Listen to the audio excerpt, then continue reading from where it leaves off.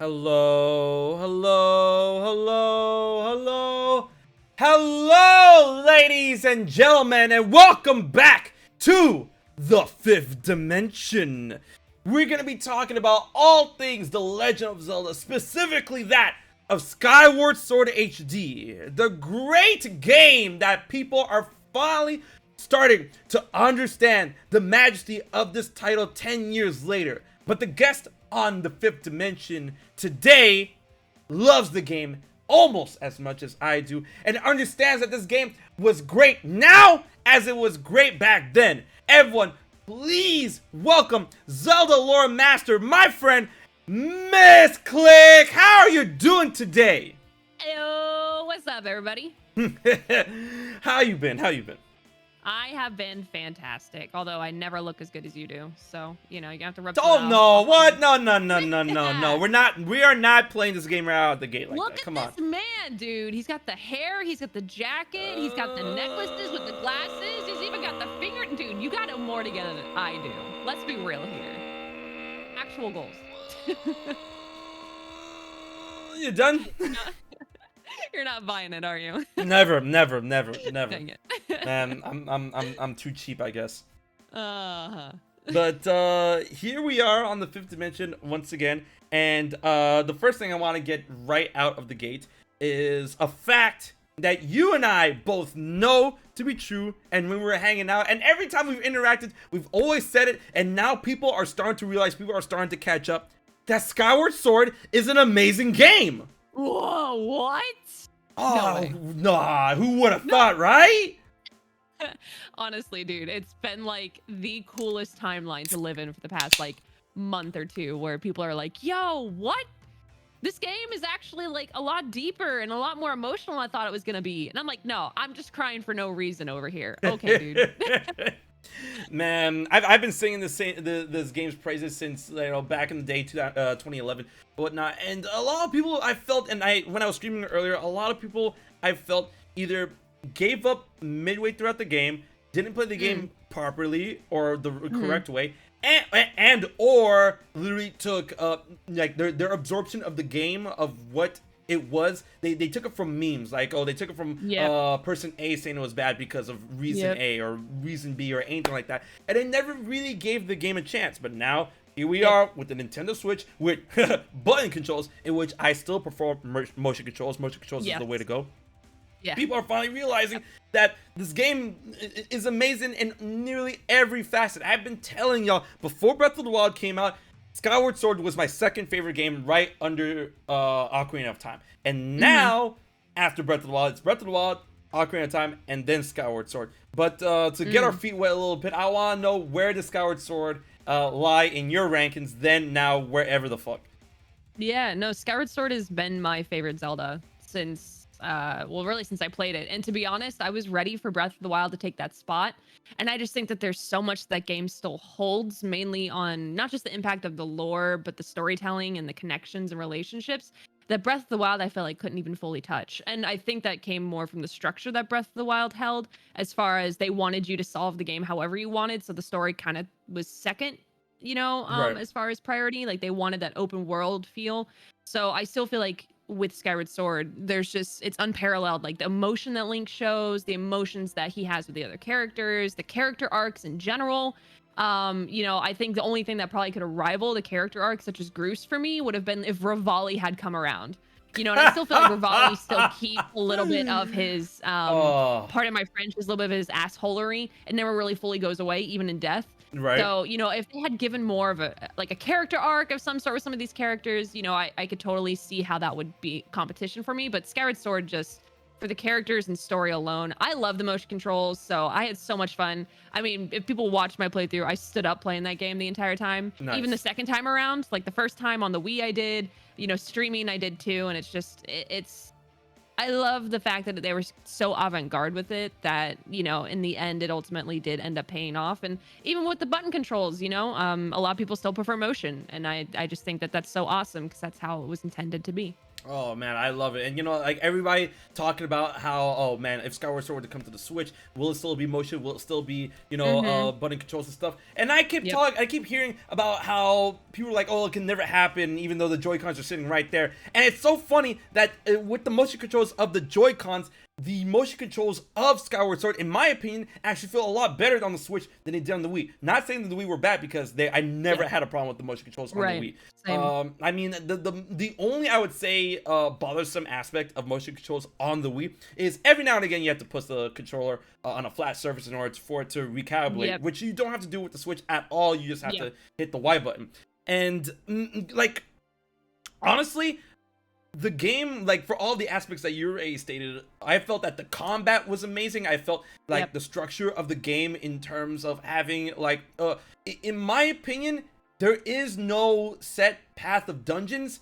For Skyward Sword, it kind of all blurs together when you go from dungeon to dungeon. It feels like I never left a dungeon every time I'm on the surface, at least. You know, when I'm up in the air, Skyloft, that's a different story. But when I'm on the surface, it's like it's all one big ass dungeon, which I feel is a cool way that if you want to have a really hard reach, this is the portion of the fifth dimension in which I'm gonna go inside your head now, chat. Is that I felt that was a really good way to convey the original intent of Ocarina of Time, because if you didn't know, the game was originally supposed to be built very similar to that of Super Mario 64, in which the whole game was supposed to be in Ganon's tower, and then certain aspects of the tower was different areas, dungeons, different themes and whatnot. And I feel like on the surface, maybe they took a little pointers of what could have been with Ocarina of Time and brought it to life in Skyward Sword. What did you think? What do you think about that? I mean, I think it's cool to see like ideas or inspirations that they've had for other games and bring it to life in later installations. Like I remember even like a small element where, if you remember, for those of you who are big Twilight Princess fans, I put Twilight Princess I probably have the most hours in any Zelda, to be honest, and it mainly had to do with the most open world field we had at the time with Epona, and you could just ride around and do whatever you wanted. But if you remember when Link, when you first pull out your sword while you're riding on the back of Epona, he raises his sword up, and it's the most cool looking, just small detail of an animation. But Aonuma-san even went to mention that he wanted to have more of an impact with Link raising his sword as a call to battle kind of thing, and that's where they got the idea for Skyward Sword actually being the next installation. So little elements that they take from games, I think, whether you're first hearing about it or you've known about it, like learning the information that they take from small details that didn't get to work at the time, or maybe they wanted to refine upon and actually touch on. I think it's the coolest thing, because every Zelda game has been like, even if it's not the best one in your opinion, like it's almost like pizza. Like bad pizza is still pizza. You know what I mean? Like a bad Zelda game is still like so much better than like so many other games out there, to where it's like they're made well, they're made with intent, and maybe it's bad, but like the intent was to be a well-packaged bad game to some people. You know, like I don't know, it's hard to explain. So all right, Misclick, I'm gonna put you on the spot because I'm wearing a shirt right now, and if you guys already can, you know, pick up what I'm laying down, since you brought up pizza, I gotta ask you, and you have to answer correctly. New York style or Chicago style? So I think basically what it comes down to is thin crust or deep dish or something like that. I think I'd have to go with more New York, to be honest. I'm not much of a deep dish person. Are you hating me for that? You like deep dish, don't you? I love deep dish. Okay, can I say in the middle? Because like my favorite is actually like the hand tossed, like in between. Because thin crust is too like crunchy and like bland for me, but the deep dish is too much sauce. Like you get lost in the sauce. Exactly, but you have to get lost in the sauce. Like yeah, but you know, man, like I think because it's like so much sugar, I'm just like I like it where it's like minimal sauce and I can taste the toppings with the cheese. Right. So I'm more of a hand tossed person, you know. But you know, probably more New York than Chicago. I'm sorry. No, it's fine. We can end the call right now if you want. No, you ain't going nowhere. I've got you for an hour. What you mean? Oh my god.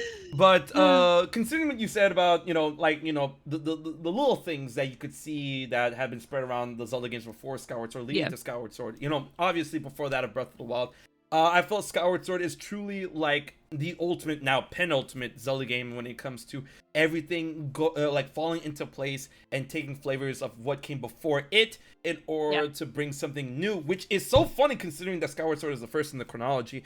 But what a lot of people really don't understand is that when it comes to Nintendo's proprietary engines and stuff, Skyward Sword has been using, and Skyward Sword actually uses a heavily modified engine of Twilight Princess, and then Twilight Princess actually uses a heavily modified Wind Waker engine, and the Wind Waker engine is actually a heavily modified Ocarina of Time engine, in which Ocarina of Time and both Ocarina of Time and Majora's Mask use, and then Ocarina of Time's engine is actually a heavily modified Super Mario 64 engine. It wasn't up until Breath of the Wild and they decided to, you know, use a brand new engine and whatnot. Of course, they did, you know, borrow animations from Skyward Sword for Breath of the Wild, if you can, like, you know, eagle eyes can detect that. But I find that so poetic, in which they're building upon, you know, what was greater, what was good, what was good, what was greater, going up into Skyward Sword. And then, you know, there's always a debate when it comes to Skyward Sword and Twilight Princess.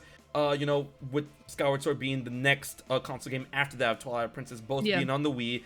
And a lot of people don't know this. I stated this before on my stream earlier today, is that, you know, Skyward Sword was truly brought into existence due to, and they existed at the time, complaints of Twilight Princess. It's not like Twilight Princess was a bad game. It's just that people were, you know, complaining that Zelda was getting way too formulaic by the time of Twilight Princess. You know, the Zelda formula. Yeah, the amount of people that were already starting to complain about dungeons, you know, even before Skyward Sword came out, I think was actually kind of hilarious. Because then, you know, Skyward Sword had the dungeons. Skyward Sword also came out the same year as Skyrim. So let's also note that. I think it's interesting that HD is coming out the same year that Skyrim's getting ported over. Again. Oh, man. Anniversary edition. Yeah, for sure.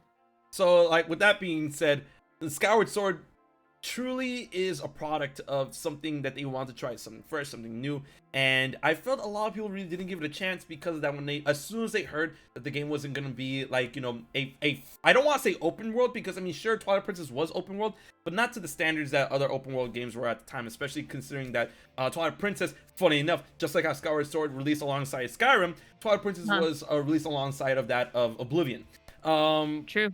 So when you consider those open world aspects and you compare that to Twilight Princess, then you find that Twilight Princess is on the lower end of that spectrum. So I want to call it like a free game, like a sandbox free-ish game. I don't want to call it open world because I feel that the world of Twilight Princess wasn't open enough in order to call it open world. Right. I agree. So, you know, gearing from that to a more linear adventure of Skyward Sword, I felt that turned off a lot of people. But I mean, if you like Metroid, I mean, you should really give it a shot, because I mean, like, it's like if Zelda meets Metroid. Speaking of which, I'm excited for Dread. You excited for Dread? Oh my god, you have no idea. I'll be out of town when it launches, but I'm doing everything in my power to make sure I have that in my hands. Even if I'm not going to stream it day one because I want to, you know, I still want to have at least, you know, in my hands and kiss it. Right. I definitely, there are certain games that, you know, as now we're both streamers, like back in the day we weren't streamers and now we are streamers.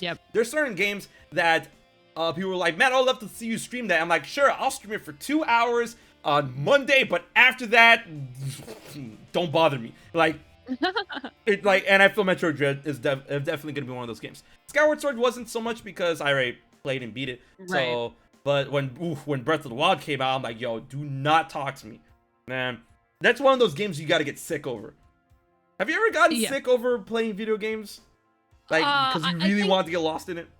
Yeah, you know, I'm at a weird point right now, and my mods joke about, oh, you finally hit that next point of the streamer evolution, where I don't want to play new games off stream, but I also don't want to play like any other game while I'm not streaming. Like, it's a very weird, weird place. Oh man, that speaks to me. Yeah, it's a very weird streamer fatigue for sure, where it's like the games that you normally you could play forever, you don't want to sit at your desk anymore, you know, or you just don't want to be looking at a screen. Like, you want to be doing other things, even if it's just like, I don't know, like doing a self-care or meditating or something. It's like I almost don't want to touch games in general, but also like I want to enjoy new games, but I know like my inclination is to stream them. you know? So it's like with Metroid Dread, I'd really love to play it day one because everybody else, you know, that's literally the weekend of too many games. So we're all gonna be there with all of these YouTubers and other streamers. And like they're gonna be talking about it, and I'm gonna have to be like, la la, because I don't want to play it outside of stream. And that's just how it's become. I think also like I do more let's play kind of stuff, so you know I kind of document and archive those things. So maybe I've pigeonholed myself into feeling like that, but no, I completely get that fatigue feeling for sure. Definitely. You know, and I just wanted to bring that up for a little bit, but I do want to get away from that. I would say non-positive aspect because you know, like Sure. don't feel too bad for us, chat, because it's not like it's We're doing just what we love. streamer. Yeah, we do what we love. It's Yeah. not just streamer things and stuff. Like you know, I get sick. I used to get sick playing video games too much before I started do the whole streaming thing. But now Yeah. it's a little worse because I'm like, damn, I really need to get up and do something today. Yeah. Like all Yeah. that good jazz. But considering that you're talking about trips, you know, too many games and whatnot, you went on a very recent trip and Yeah. gained a certain title very recently. Let's talk about that for a little bit. Yeah. So the team with Amazon and Nintendo, they kind of reached out to, well, first they reached out to my manager, because I have like someone who helps me with deals, and like manage the inbox now. And she called me. I was actually on my way to do taxes, and she calls Oh. me all excited, and she's like, "Hey, like I got really good news to tell you." And I was like, "Is it something Zelda?" And she's like, "Is it something Zelda? Oh Ooh. boy!" And I'm like, I'm about to go into taxes, so please make it good. She's like, okay. So like Amazon and Nintendo are like doing, it's like still in the works kind of, but like they're doing like this debate kind of thing. It's gonna be like a live recording, and basically it's about Skyward Sword HD. And I'm like, done. No, I don't even care what it is. Like you said Skyward Sword, I'm good. Like it's good. Like my day's automatically better, no matter what my taxes end up being. Like I don't care. And so yeah, over a series of months, we kind of like had meetings and calls with the Nice. team. We had some of the studio actually works on a lot of the Marvel stuff.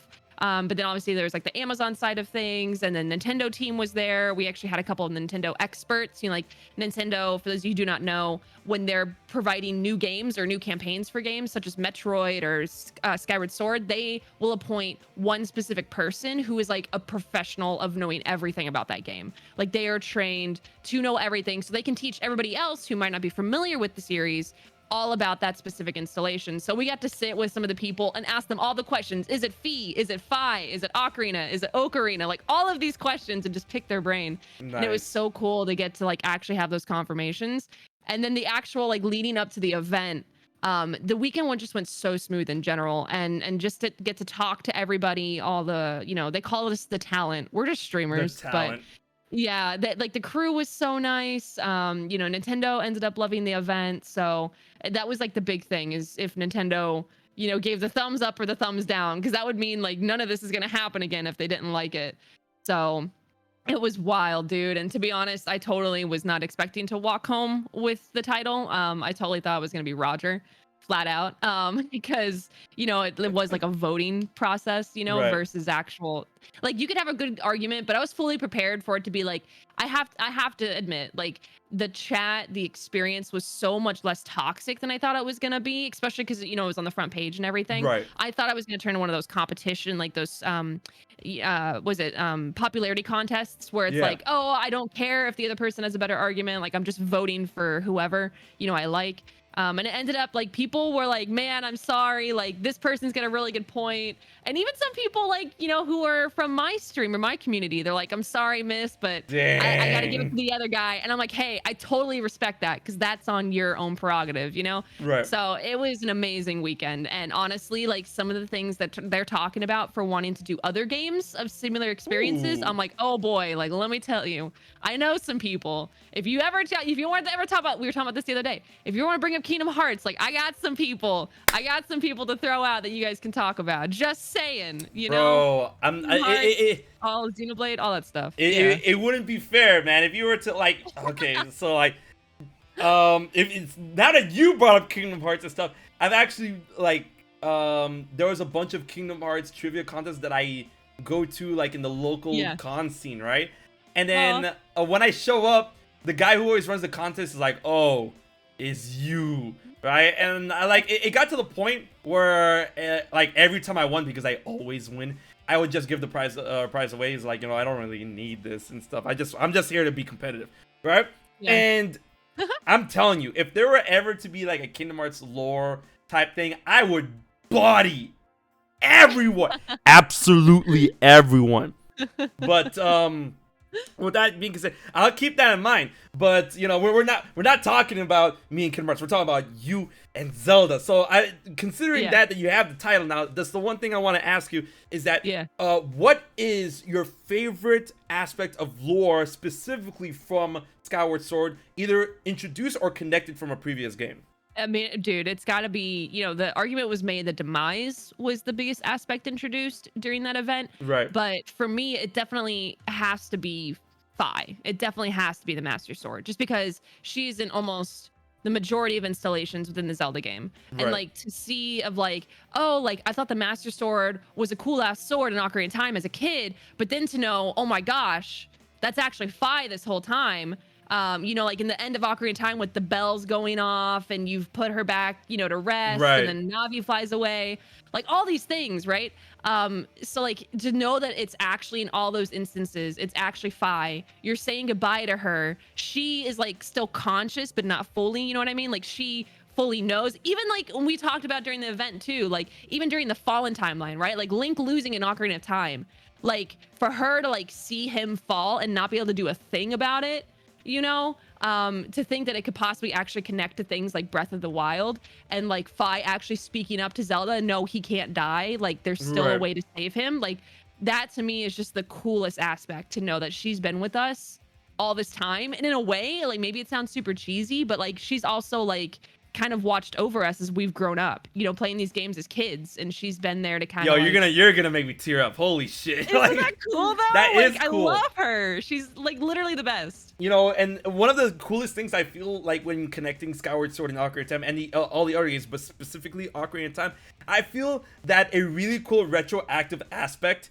that could be viewed as, bro, like all these hints that Fi was always there around, like helping you, but in a less cognitive aspect than it was in Skyward Sword, is when Zelda held Ganon down at the end of Ocarina of Time, and she's like, use the Master Sword to do the final blow, and then the Master Sword just glowed blue, and I'm like, so because it's funny in original reports, like long before Skyward Sword, in original reports relating to that moment, it was conceived that Zelda, like I'm using quotation marks, you can't see, but Zelda powered up the Master Sword in that moment in order to strike down Ganon, right? But retroactively, that was the same glow that Fi does when speaking to you. That's the same glow that Master has always been doing from that point, from Skyward Sword, Breath of the Wild, all that good jazz. And when people want to get nitty gritty, it's like, oh, maybe that was always the plan because Zelda is Hylia and she did create the Master Sword as the Goddess Blade and all that stuff. So, like, looking back from Skyward Sword, going into Ocarina of Time, it's like, oh, you put her to rest, but she still is active to a degree, to a fault. And then when you do the final strike on Ganon, it glows blue, the Fi blue, in order to, master and sword final blow right there. I'm like, God, Zelda's so fucking good. Oh my God, man. Yep. It's too good. It's too good. I'm glad you brought that one up. Yeah, no, like for sure. Like people are like, oh, Demise and the curse. Yes, of course. Like when he speaks about that, it's like, oh, like this is how it happens, And like I completely agree.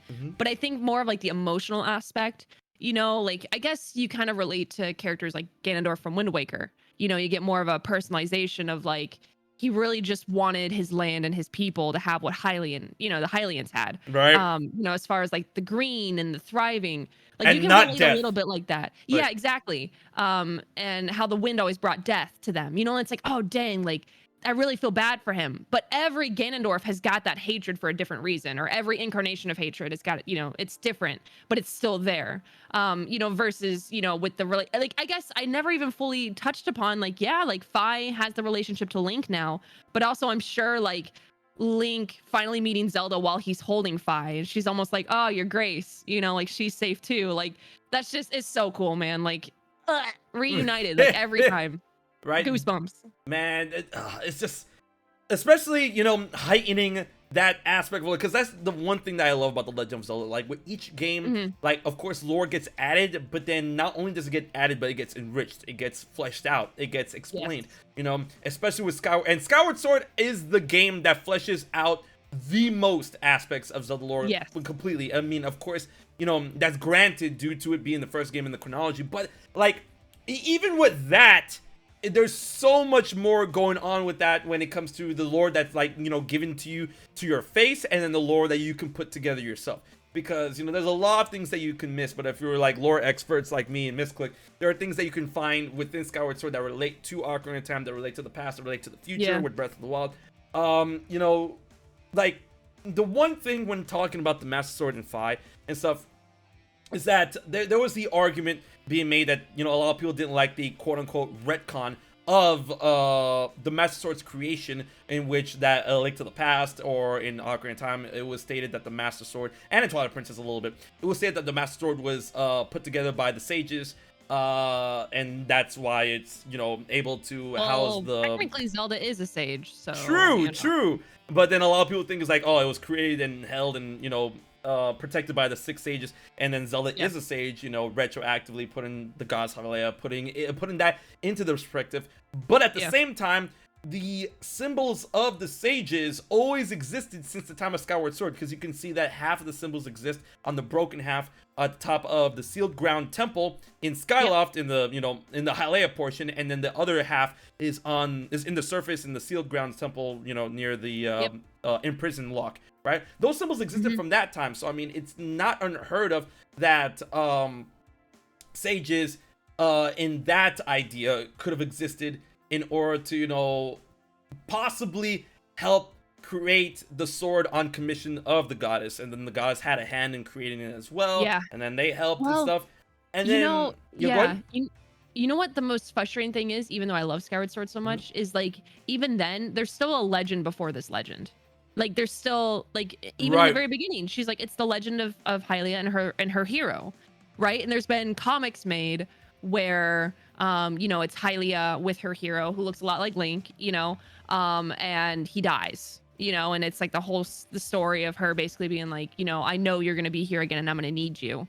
I'm gonna use you essentially. But like still, like we could even make, I know they probably won't, but we could make a game before Skyward Sword. It'd be completely different. It'd be Hylia. It wouldn't probably be Link.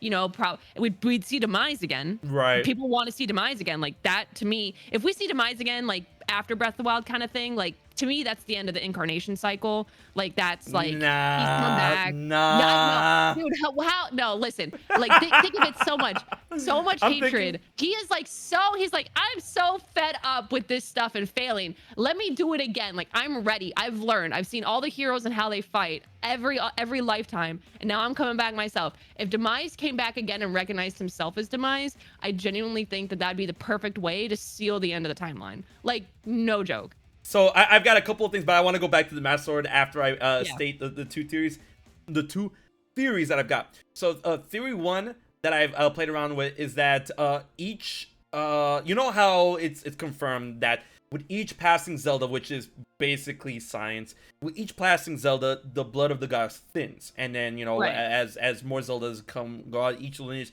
the Zelda that comes after the previous Zelda has a weaker, ties to the goddess herself, weaker magical ability. Anyways, that's one way to look at, the lineage of Hylia going all the way down to Zelda of Breath of the Wild. Now, I feel that might be the reverse for Demise's hatred and curse. I feel that every time Ganondorf gets clapped, or every time someone who houses the curse gets clapped, the curse gets stronger. The malice, pulls together even more and stuff. And that with each defeat, it just gets bigger and bigger and bigger because he gets more salty. He gets more mad, So I feel that a return for Demise may be imminent in a game like Breath of the Wild 2, in which finally the stockpile has reached the threshold for Demise to, fully come back. And that's probably he was biding his time over eons of time. So that's one theory. The second theory that I had, which was a lot more recent, is that in the Breath of the Wild 2 trailer, the second one specifically, we see that 3 components that usually would be necessary for Demise to return were all brought together in what we believe is in the beginning of the game, right? Ganondorf's corpse, a vessel to hold Demise's spirit in. The Master Sword, which was part of Link, that could possibly be destroyed or broken open, which may still house Demise's essence. And then just like his consciousness, yeah. and then just like in Skyward Sword, Zelda was there, who fell into the depths, and as we saw in Skyward Sword, Zelda's soul is needed, or Hylia's soul is needed to revive the Demon King in his true form. So we got Vessel, we got Zelda's soul, we got essence from the Master Sword, Link, Ganondorf, Zelda, all three in the equation for Demise's return. And I feel that it might actually be imminent in Breath of the Wild 2, please God. Okay. But we'll talk about that in a little bit. But the one thing I wanted to go back, bro, I just came up with this theory. This is the return of the fifth dimension. Oh God, theory. It's gonna be written. Do not steal. I'm not looking. And you know what, Miss? We're gonna do this theory together. You down? Okay, what's up? The theory is that Hylia did create the Master Sword, but was in tandem, in commission with the sages of the time. And the sages of the time could have been one of each of the ancient races that contributed in a way to get the sword built. Let's think about this. The goddess sword. No, that's flat out like what I was gonna say. We could make a whole game on this if we wanted to. Right, but we really could. Think about this. The ancient robots draws out the designs. The Mogmas provides the metal. The Gorons, they're the ones that, physically smith the sword together. The Perillas, they provide the water in order to temper the sword. And then, I guess, how many races we got so far? We got the Perilla, Gorons, Mogmas, ancient robots, the Hylians themselves, the Hylians, and the Key What would they be back then? Yeah, would they still be Hylians? Yeah, the humans and stuff. Yeah, humans, the Kikis providing the adornments and treasures in order to put that design together, and then of course the humans that would test out the blade itself and wield it, and then all of them together, each a sage from those 6 ancient races, put the God's Blade together for the God's Hylia. I agree. I think the thing that made me think about even that, because I'm glad you brought up the sages in general, is because you think of when in the beginning where they're telling the story and they're saying the power she held was without equal, but then she talks about Fi's telling you the story of sending an outcrop of Earth, and it's all of those species. Right. It's all of those listed ones, and I think to me, like seeing Hylia with all those other races next to her is a perfect indication that there very well could be a sage or a representation of each of the races to come together and almost like the council or her her team to lead and help charge this battle as they're fighting. So no, I flat out I would agree that it's a very plausible and cool theory to think about, because it unites everything and then it gets separated. It gets separated again after everything, and then it's reunited at some point, and it's figuring out when it's reunited after that. That is another cool aspect too. Like people ask, what is another game that you would like to have? And I'm either before Skyward Sword or like in between Skyward Sword and Ocarina of Time. Like give me something like that, like the establishment of Hyrule, and stuff like that. Like how cool would that be? That would be extremely cool. And I like how you brought that up, because I do have some ideas in mind for that. But then before we get into that, I want to ask, I trust me, I would love a game that tells the tale before that of Skyward Sword, but I feel that it's very important to note that a game like that takes place before Skyward Sword, it wouldn't be called The Legend of Zelda. It wouldn't at all. Exactly, that's the because thing. That's why I think it's highly unlikely. Get it? Highly unlikely. Sad. But then in that aspect, I feel that we might get a little hint of that in Breath of the Wild too. Because obviously, I'll take flashbacks. Breath of the Wild's good at flashbacks. I'll take it. Right, because I mean, not even just flashbacks, but playable flashbacks. Because I mean, a lot of people have been theorizing and playing around with the theory that we're going to be going back to ancient times during that of Breath of the Wild too, considering that we're going back to the sky, Link's ancient-looking garb and whatnot. So I mean, that I feel that would be the perfect place to address those before Skyward Sword times in Breath of the Wild 2, without actually making a game that wouldn't be derived as The Legend of Zelda. Sure. But in my aspect, when it comes to games that I want to be created. I agree with your two aspects of like before Skyward Sword, yes. After Skyward Sword and before Ocarina of Time, and showing us how Hyrule was founded, yes. But then the most important thing, in my opinion, is that I need to know what happened to the Hero of Time and how he became the Hero Shade. That's the game I want. No, that's so sad though. Like that would be so sad. I'm ready to cry. I am ready to cry. Feel that level of sadness, like the trailer for Age of Calamity. You know, before we knew it was gonna go a completely different direction, right? Like I thought that game was gonna end in tragedy. You know, I thought it was gonna follow canonically and just be, you know, like a liaison between the past and the present of Breath of the Wild. I think if we did that for Hero Shade, it full out would be a tragedy, and that makes me so sad to think about because Ocarina of Time Link is baby and he deserves to be protected, and like no one's there to help him. Like he helps everybody else, and instead, freaking turns into no. Man, I'm pissed. And then it's cool that humanizing aspect that was tied to the Hero Shade, which is, you know, if like people like to still argue this. No, the Hero Shade is the Hero of Time. All right. Yep. People are like, oh, do you want a third Hero of Time game? And I'm like, yeah, we got it. It's called Twilight Princess. Yep. But with that aspect, I'm ready to be hurt, and the humanizing aspect that I really enjoyed about the Hero Shade is that he does not regret what he did. He does not regret the fact that that everyone relied on him. That's not what he regrets. He regrets that no one remembers him, that he did that, right? Which a lot of people think that's a little narcissistic. No, but it's not. You know, you get older and you want a legacy, almost kind of thing. Exactly. You know? Man, what could I have done? Like, do the people not love me? Almost kind of. Exactly. You know? And then, you know, like his story, that if it were to be remembered in that timeline, would have been very positive in the aspect that may have inspired others after him, and he never got that, you know. Yep. But then he was able to be finally put to rest by relaying his courage and his techniques to that of his descendant, which was good enough for him. And I'm like, bro, just give me that game. And like I don't know, I had this conversation with Roger and a couple of the other Zelda guys. I don't know if you ever saw one of the concept arts for Ganondorf that he was for Twilight Princess Ganondorf, where he was wearing an armor set that was comparable to that of the Hero Shade armor set, which means that Nintendo had a story. Oh, that's horrible. Yeah, they had a story like in place at one point in time, but just didn't fly with it. Man, I mean that like hurts. if Ganondorf was wearing Hero Shade armor, like that flat out is almost like it's like spitting on someone's grave. Yeah. Like that's horrible. It makes me sad. No, I hadn't seen that concept art. You have to show me that sometime. I'm gonna send it to you right now. You know? Yeah, if you have it. I got flat it, bro. out. Where was that? Was that in Hyrule Historia? That was in Hyrule Historia, yeah. I think I missed that completely. I got you. Whenever I see this concept art, I'm like, this gets me mad, bro. All right, look at this. Look at it. I have it right here. Right here. Ah, yes, buddy boy. This. Yeah, that's almost. Yeah. Where is it? I got you.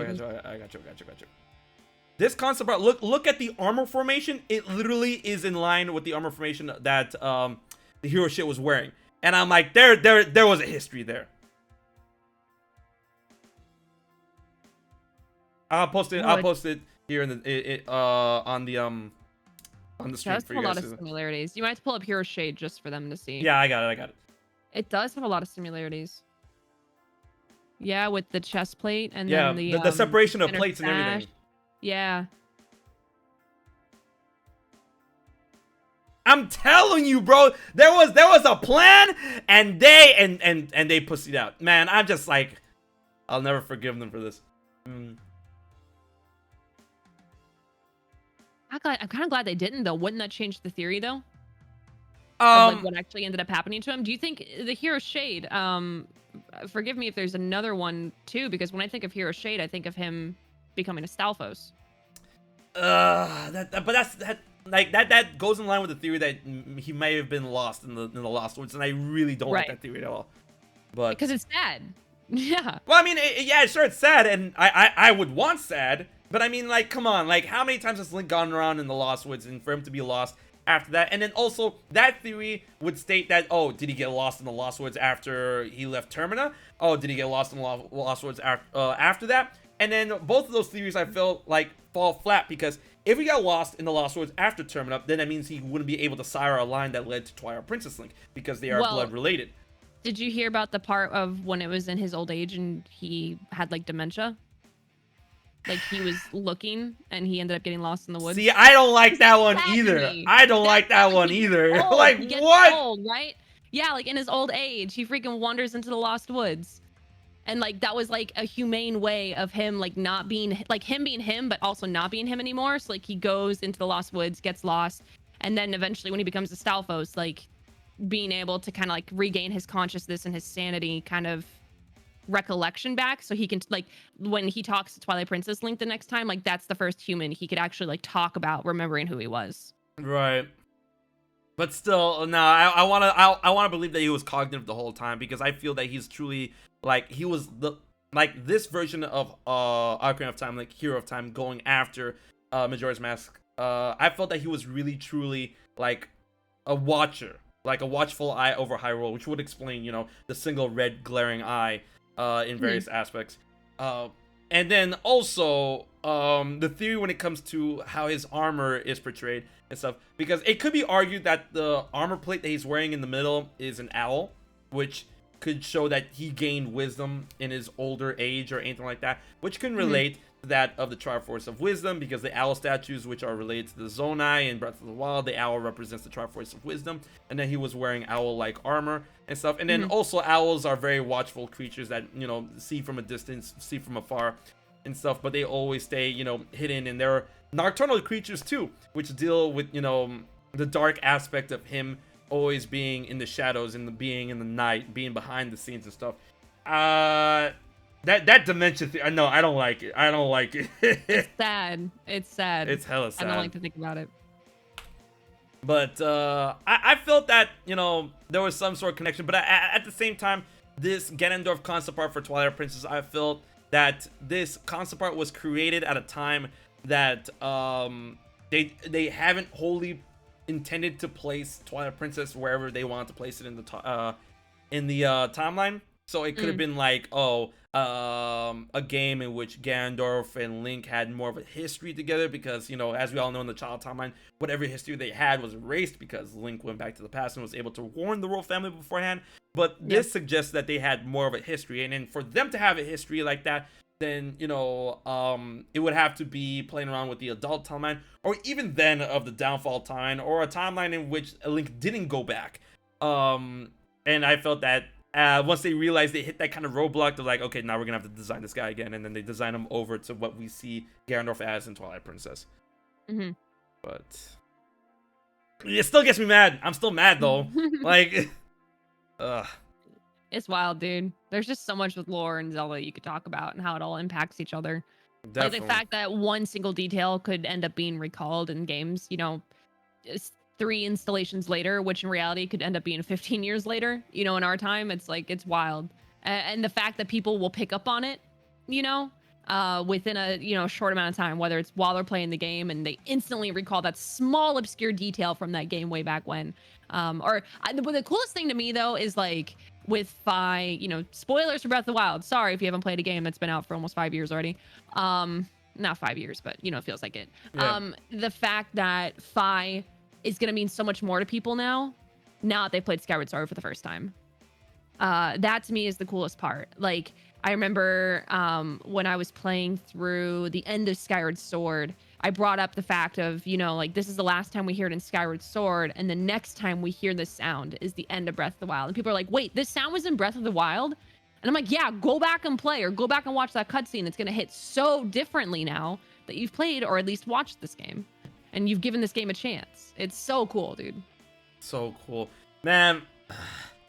Yeah, there's a lot of aspects that I feel that a lot of people really don't understand started in Skyward Sword that were in Breath of the Wild. Such as, you know, the statues of Hylia, which I feel are still ugly. I really don't like the design of the statue. I'm sorry.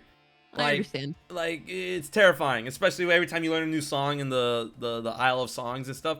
and then you see the statue singing with the open mouth flap. I'm like, I don't like this. You I look like a giant nutcracker. think Like, to me, like I almost think it's almost like of a less intimidating version of like the Virgin Mary, though.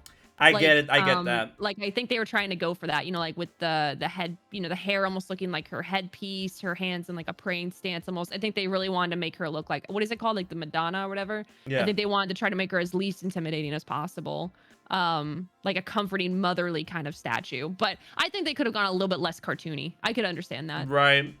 Yeah. But with those aspects, there's a lot of callbacks from Skyward Sword that a lot of people really don't realize until they play Skyward Sword, or they see like posts of videos or memes or theories or anything like that, such as the springs.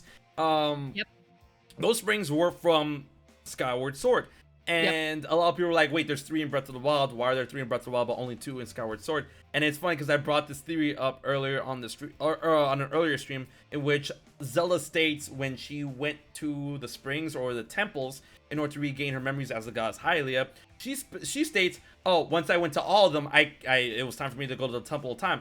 Why just say, oh, once I went to both of them, or once I went to the 2 of them? Why all of them? Like, it really suggests the fact that there was a third one that Zelda and possibly Impa went to together, and Link was just not there for the ride, or that, she went there before Link descended to the surface, and yada, yada, yada. Because there are 3 in Breath of the Wild, and they all have the same makeup design of those goddess springs that we see in Skyward Sword. That's one aspect. The other aspect, the goddess Hylia, the Master Sword 5 finally reawakening, which makes me really, really hope that the Trial of the Sword and all the DLC for for that fact is canon to Breath of the Wild 2. I really hope so. I agree. I hope so too. And with that regard, it just really shows how, Skyward Sword is definitely I feel that the most important games in Zelda right now, in terms of lore or in terms of binding all the aspects of the mythology together, is Skyward Sword, Ocarina of Time,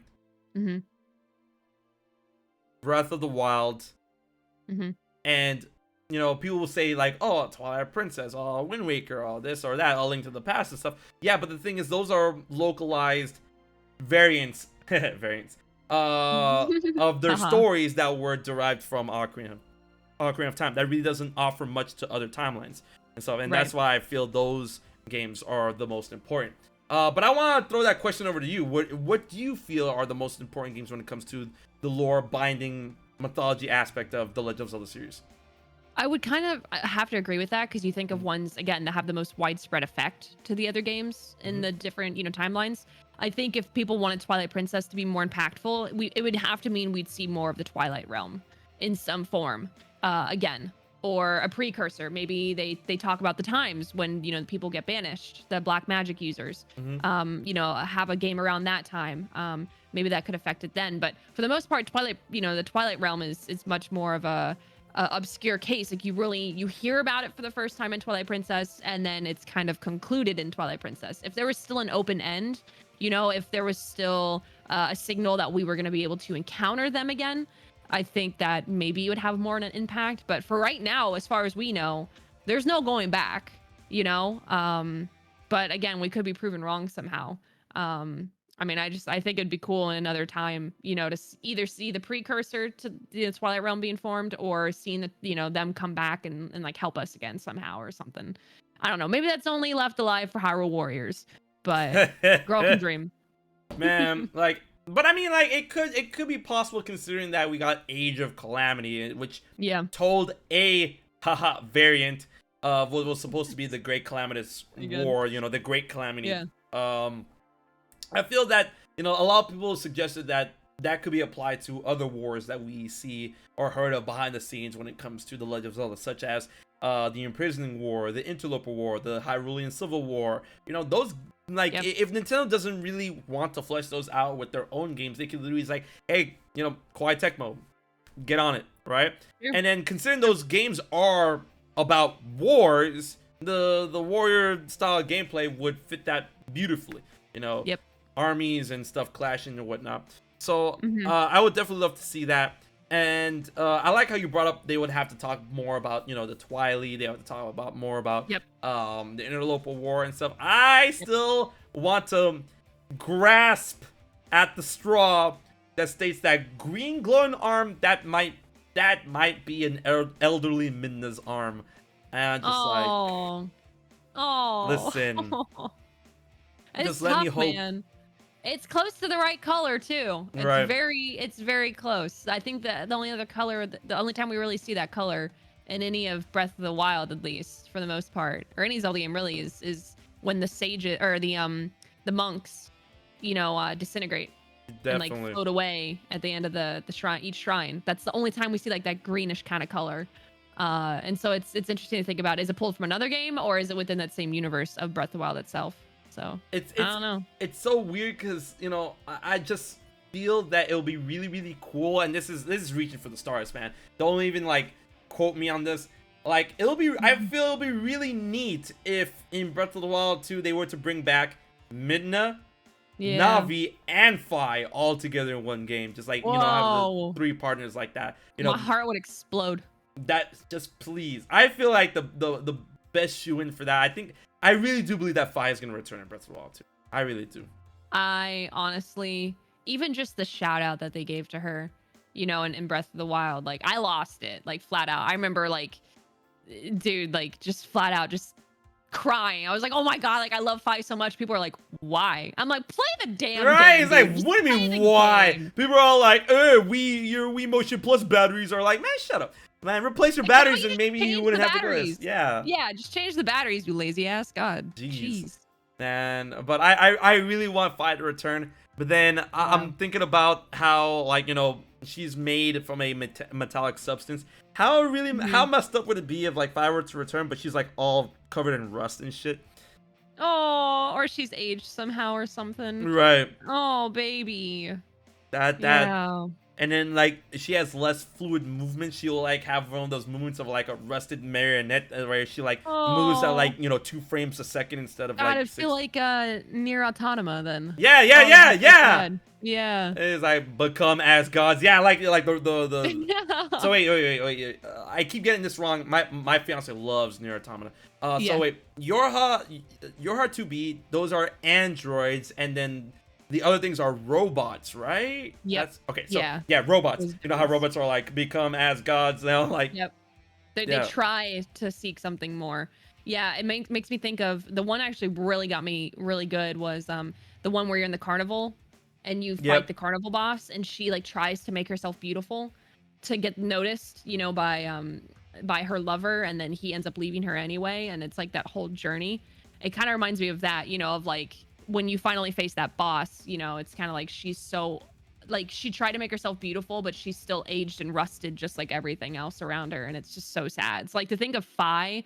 I know she doesn't really like have this sentience to really like want to make herself look beautiful, but Hylia did a good job at like making her beautiful anyway. Yeah. But like to see her like age, you know, and like be less than her, you know, her 100%, you know, because the Master Sword is damaged, you know, it is rusted and chipped, and that's horrible to see because you never thought it'd be possible. And to actually like see Fi have battle scars or something or wounds, like poor baby. Like I don't even want to think about that. Oh, baby. And then, you know, like one really messed up theory that I really like because it's so messed up is like, you know, the rusted Fi theory is that, you know, she could be covered in rust because Demise's essence was eating away at her inside the could Master be. Sword the It whole could time. be, yeah. Yep. No, flat out. If they say, you know, his consciousness has been sealed within the Master Sword, you know, it's like it doesn't really. I don't think it really ever alludes to it being like disintegrated or eaten away, because then I feel like if it completely disappeared, the sword wouldn't be the blade of evil's bane anymore. You know, like people try to think, well, he's in the sword, so what? It's like think of it like a magnet. You have Right. two magnets, you know, like that aren't attracted to each other. They're just completely opposing each other. So as long as his consciousness is residing within that sword, you know, it's like it'll work. But what if it like starts to kind of backtrack or like backfire a little bit? You know, it's like what if he starts to break out of it? Oh man, would that mean the destruction of Fi though? You know, like would we have to say goodbye to her too? Because technically that's her. You know, so Right. Ugh. And you know, it really relates to the point of thinking about how these sword spirits like function, how they live, how they, you know, exist to be and whatnot. Yeah. Because we and Nintendo has not addressed this whatsoever in books and interviews and stuff like that. They'll like, why will you not talk about this? It's still unknown if Girahim died or not. We don't know. Like people say, he does just disappear at the Right. end, right? Like he stabs him into the ground and he kind of disappears. I would Right. like to think, if anything, if he's not completely disintegrated, he's in the sword as well. Exactly, but then like the Yeah. argument is that did the sword disintegrate? Did the sword, like, you know, did it leave Demise high and dry? Like, why would the sword disintegrate? You know, a lot of people like say aspects of like, oh, you know, as the creator of the sword, Demise knew he was, you know, dying and stuff, so like his life force, his life energy is tied to the sword itself, which then makes you wonder, is like, oh, is Zelda's life force tied to the sword as well? Like, oh, if Zelda were to die, would the Master Sword, you know, get destroyed as well? Would that disintegrate and stuff? But then there's been moments within the Legend of Zelda series where Zelda's life was in straight up peril. And if that, you know, if that was the case, I mean, like, Zelda was technically alive when Demise, you know, sucked out her soul and then became Demise again. Yeah. But then wouldn't that, like, if that aspect, that theory were to be true, wouldn't Fi and the Master Sword be at a weakened and, you know, like a vulnerable state and stuff? And then we have to think about what happened with Spirit Tracks, but that doesn't really count because the Master Sword wasn't even in that game. Yeah. But it really begs the question, and I feel that given Girahim's nature as a character, that, you know, run away to fight another day, or run away to revive Demise another day and whatnot. Like, but there has been no books, no confirmation whatsoever in Hyrule Historia, in creating a champion, anything like that. No interviews that state that Girahim outright was destroyed, disintegrated, or anything like that. He just poofed. You know? Yeah, I think genuinely though, I think that maybe they could have used flames or something, but I think that they wanted to get across that he was just disintegrated. Like, he like couldn't stand a chance against, you know, the true blade, I guess you could say. But I think it's also interesting how you know, you talked about the relationship between the swords and their characteristics, but also their masters, you know, right? Like Fi voluntarily went to sleep. You know, she is like, I'm going to sleep, like, please end our companionship, you know, put me to rest. Versus Demise just being like, oh yeah, I'm gonna basically, like, I know you want me to use you as the blade, but like I'm going to basically murder you, like right in front of everybody. I'm just gonna rip your being from within yourself and make you my sword. Which I thought was like I remember the first time playing Skyward Sword, and he just knocks freaking Girahim out and just pulls it from within his chest. You know, and Girahim's like maniac. It's like almost like Stockholm syndrome. He's like maniacally, like a maniac, you know, laughing like, this is my sole purpose. It's like, you poor thing. Like you're literally in such an abusive relationship. Like this is so messed up. But I think genuinely, you know, he's, you know, to rest in his sword. And I think just as Fi, I think due to the nature of where they were, right? We call it, I guess, like the sacred realm, maybe, where they were fighting, is I think genuinely that wherever those people died, right? Like that was their sealing ground. And I think Girahim, in my opinion, I think he's disintegrated within the sacred realm, but I think Demise himself, because he got absorbed back into the Master Sword, that, you know, that's the only reason why his curse is actually still relevant, is because he knew, I'm going to be within this sword. They're going to absorb me. It's going to follow as long as the Master Sword. Honestly, if they really wanted to, you know, like if Demise, this just further seals my deal. If Demise ever came back, it means the Master Sword's going to have to break. So Fi's gone. Right. But it also means now that Fi's gone, she can't house his body. So he's going to have to die somehow. And because his consciousness isn't existent anymore, the curse ends. If we kill him again, right, there's no Fi to absorb him because he destroyed her to get out. So he can't come back. That's just the end of the series, because Fi's gone, Girahim's gone, Demise is now gone. I don't know how we'd kill him. It'd have to be literally, maybe we fight as Zelda or something, and she's the one who does it all by herself. I don't know. It's just a lot to think about. It's wild, though. But to end off on that note, there's only one thing, and I feel that it will be a grand way to return to that aspect, is that there is one thing that is capable of destroying Demise outright, completely and utterly, and that is the Triforce, which was missing from the first Breath of the Wild. So maybe we have to play around with that idea. This is so true. Oh my god, dude. But yeah, so this has been a great stream. Thank you so much, Miss Click, for being on. Yeah. Of course. Like, thank you for having me. You know, anytime we get to talk about Zelda, especially together, like it's always like it's just a blast. And it's like the fastest hour to ever pass. You know? Right, yo, this was a great hour to pass, but unfortunately, this show can only go on for an hour at this point in time because if you guys are looking at my shirt, you already know it's party time. So thank y'all so much for coming out to the stream, and thank you once again to Miss Click for being here. Thanks for having me, dude. I appreciate it. Now, before I toss y'all to the wind, we are going to raid a certain person, and this is how I'm gonna have to end up the stream with you.